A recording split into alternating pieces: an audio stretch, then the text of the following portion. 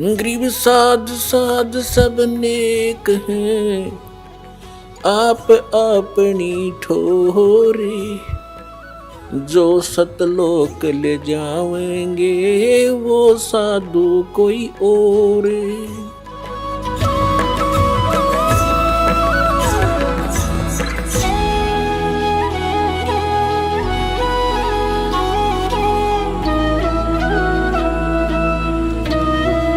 परमात्मा के सामने इस काल ने कितनी कठिनाई पैदा करी। झूठे गुरु भेज दिए, नकली ज्ञान बतावें, नकली नाम बतावें, और ये भोली आत्मा उनको परम धनी मान के पूर्ण गुरु मान करके आंखें बंद करके बैठे श्रद्धालु। अब उनको कहते हैं कि तुम्हारी साधना गलत है, वो नाराज हो जाते हैं और लड़ने को उतारू हो जाते हैं।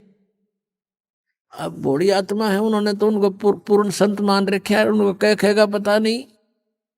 तो पुण्यात्माओं, यदि आप किसी मार्ग पर जा रहे हो, आगे से आपको कोई कहता कि मार्ग ठीक नहीं आपका, तो बुद्धिमान व्यक्ति को वहां रुक जाना चाहिए, उसकी बातों पे कुछ जोर देना चाहिए, उसके साथ झगड़ा नहीं करे कि तू झूठ क्यों बोला है, क्यों गलत बता रहा है मेरे मार्ग को। इसमें लड़न की के बाद से भाई, अगर आपको कॉन्फिडेंस है कि मैं सही जा रहा हूं तो चला आगे, नहीं इसने जैसा कहा उसको आपको बता दिया भी अगर रास्ता ठीक नहीं तेरा यूं, तो उसके साथ झगड़ा नहीं करना होता। कोई भी ना करता ऐसे तो, बल्कि विचार करता आदमी कि सचमुच इसने क्यों ऐसा कहा, भाई पता तो करे, कारण पूछे, फिर वो कारण बतावे, उससे ना यकीन हो दूसरे तो पूछे, तीसरे तो पूछे, तो जब फाइनल हो जाए उस मार्ग पे फिर चलना चाहिए। और इसी में यही बुद्धिमता है। तो पुण्यात्मा दास बार बार कह रहा है कि ना तो राधा स्वामी पंथ, दन दन सतगुरु पंथ, जय गुरुदेव पंथ वालों के पास मोक्ष मार्ग नहीं है, ये जीवन नाशक है, ये बिल्कुल इनके नाम भी गलत, इनका ज्ञान भी गलत। और इनके प्रवर्तक की आपको दिखा दी तो शिवदयाल जी की के दुर्गति हुई कमरा, शिवदयाल जी की मरने के बाद वो भूत बन गया, और वो बलोचिस्तानी सामस्ताना खेमामल जी इंजेक्शन रिएक्शन से मृत्यु होगी। और एक और हुए उनके बाबूजी साहब, उसकी हिस्ट्री पढ़ लो तो वो कितने जन थे भुगत का मेरा। अब परमात्मा कहते संशय शोक सराय में सूतक दिन राती, और जीवित जग में जूती पड़े फिर जम तोड़े छाती। यह बिरान में टी ले गया संसार में, वो भूत बन के बुक्की में बोला है। और आगे कहते जम तोड़े छाती, यम के दूत बकलता रहेंगे।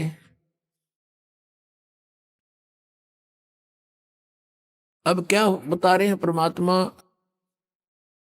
कि यो सौदा फिरना ही संतो, यो सौदा फिरना ही, ये लोहे जैसा ताव जात है काया देश राही। और तीन लोक और भवन चतुर्दश सब जग सौदे आही। फिर बताते हैं कि ये दम टूटे पिंडा फूटे हो लेखा दरगाह माही, उस दरगाह में मार पड़ेगी त्रियम पकड़ेंगे बाही। वहां पर ना किसी की पेश चले, चाहे कोई राष्ट्रपति है, मृत्यु होने के बाद यम के दूत उसको गिरफ्त कर लेते हैं तुरंत, और वहां खड़ा कर देते हैं दरबार के अंदर। एक उदाहरण बताया परमात्मा ने अपनी वाणी में कि एक प्रियव्रत नाम का राजा था, उसने पहले तो तप किया,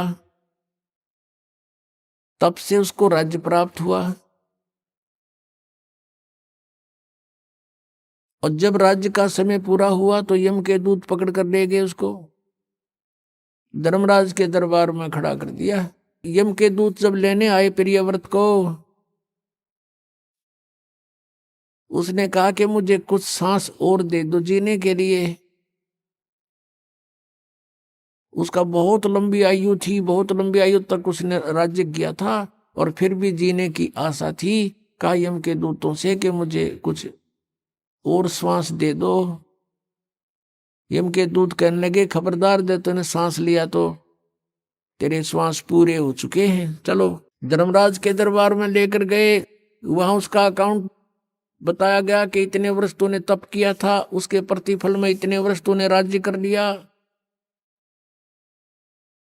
अब बता कुछ करके लाया आगे के लिए। अब वहां तो सब पता होता है, उसकी जेब में पता लग जाता है कितना सामान है। कहने लगा जी नहीं, तकसीर होगी। कहने लगे इसका काला मुंह करो। अब प्रियव्रत कहता है मेरा काला मुंह क्यों किया जाता है, राजा था पूरी पृथ्वी का। तो धर्मराज ने कहा कि भक्ति के लिए भेजा था, भक्ति करे नहीं डले डोए। और फिर वो प्रियव्रत कहता गलती बन गई। धर्मराज कहता मैं तो गलती की सजा देता हूं, जाओ पशु की योनि में जा राजा, अब गधा राजा बन जा। परमात्मा कहते हैं कबीर हरि के नाम बिना ये राजा रसब हो, रस मन गधा। और मट्टी लदे को मार के और घास न डाले कोई। अपनात्माओं वो परमात्मा कितने दयालु हमें कितनी कितनी कितनी वाणी बोल करके बता रही हैं। और साथ में ये भी बता रहे हैं कि तू मुझे पहचान ले, तेरा सब झंझट खत्म कर दूंगा, ये रास्ता न खत्म कर दूंगा जन्म और मृत्यु का। तो पुणात्माओं कहते हैं उस दरगाह में मार पड़ेगी, यम पकड़ेंगे बाही, जा दिन की मुझे डर नहीं लागे, लज्जा रहे एक नाही। फिर क्या बताते हैं कि नर नारायण देह पातू फिर 84 जाही। परमात्मा जैसा शरीर मनुष्य का शरीर आपको मिला है, परमात्मा का ऐसा ही मनुष्य सदृश शरीर है। इसलिए परमेश्वर को भी पुरुष कहते हैं, और उस पुरुष ने मनुष्य को अपना शरीर दिया है तो मनुष्य को भी पुरुष बोलते हैं। लेकिन परमात्मा का जो मटेरियल है शरीर का वो हमारे जैसा नहीं है। ऐसनाविरम शुक्रम अकायम, ऐसनाविरम, उसका शरीर माता पिता के योग से बने शुक्र का नहीं है। उसकी शरीर में नाड़ी आदि का व्यवस्था नहीं है, वो स्वयंभू है, परिभू है, वो कबीर मनीषी है, सप्रियागात है, सबसे प्रथम देहधारी वही परमात्मा है।